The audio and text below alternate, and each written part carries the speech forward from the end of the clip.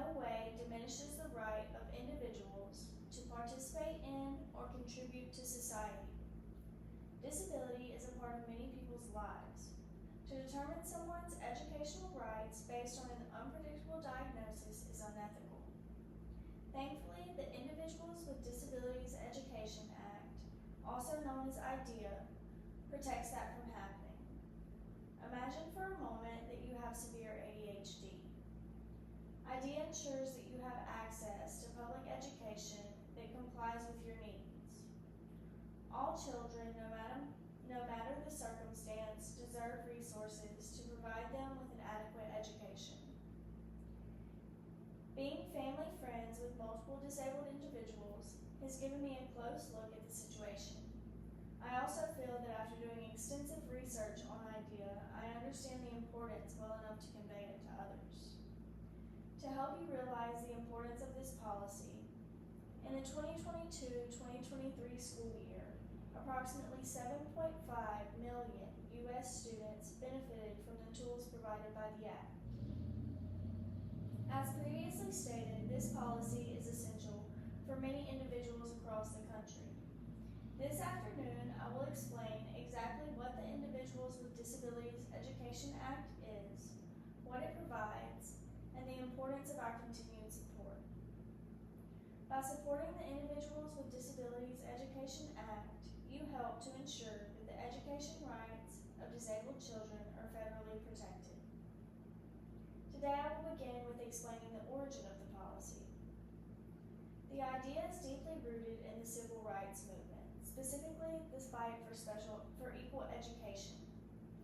Before the introduction of the legislation, a countless number of children suffered from insufficient education and resources. The Individuals with Disabilities Education Act was passed in 1975. President Gerald Ford signed the act that was at that time named the Education for All Handicapped Children Act. Later in 1990, the Education for All Handicapped Children Act was renamed Individuals with Disabilities Education Act and reauthorized. Since its renaming, it has been amended several times, with the latest only being several years ago. The goal of the legislation was to provide disabled children with what is termed FAPE, Free Appropriate Education. FAPE is only one of the few key points of the idea. The next is Least Restrictive Environment, or LRE. This guarantees that disabled students remain in the most inclusive environment possible. Another policy within the Act is the Individualized Education Program, or the IEP. This program is responsible for making sure that the unique needs of each student are met. Lastly, the Individual with Disability Education Act protects parent and student rights.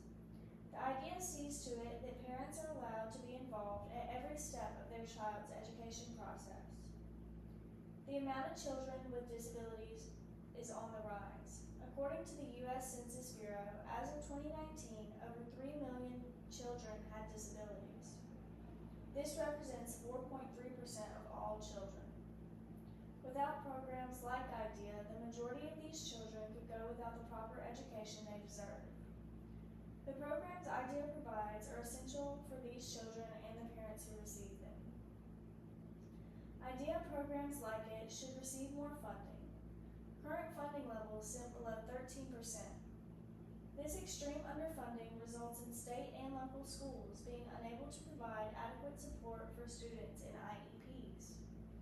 An article found on autismspeaks.org states, as a result of IDEA being underfunded, autistic students may lose access to essential services and therapies, experience larger class sizes, limited access to assistive technology, and face poor educational outcomes.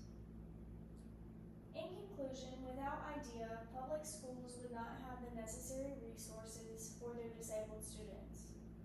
By supporting the Individuals with Disabilities Education Act, you help to ensure that the education rights of disabled children are federally protected.